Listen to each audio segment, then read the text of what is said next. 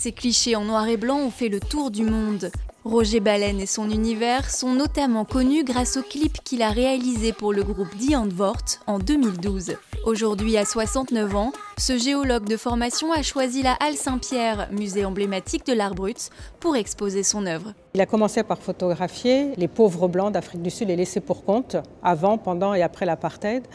Or, quand on parle d'Afrique du Sud, les dominés, les laissés pour compte, c'est les Noirs, c'est pas les Blancs. Et lui a donné une vision inattendue de la marginalité en Afrique du Sud. Il a été happé par ce pays-là, il ne pouvait plus vivre ailleurs. Et ça répondait à toutes ces interrogations. C'est ainsi qu'au fil des années, il impose son style qu'il qualifie de balenesque. Il le décrit comme énigmatique, mystérieux, psychologique et surtout instinctif.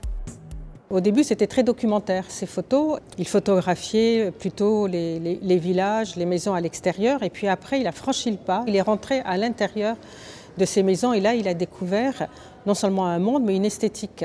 En découvrant cette marginalité, il abandonne la vision documentaire pour être dans une démarche artistique et esthétique. Et ensuite, il crée des sortes de théâtres où il va y avoir une interaction entre les objets qu'il va récupérer entre ces marginaux acteurs, protagonistes du monde de Roger Balaine, et puis lui-même aussi.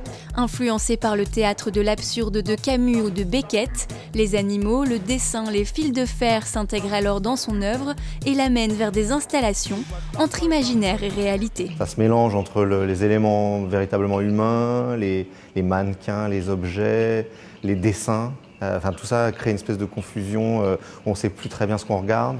C'est assez troublant en fait. C'est un univers de ténèbres, de lumière.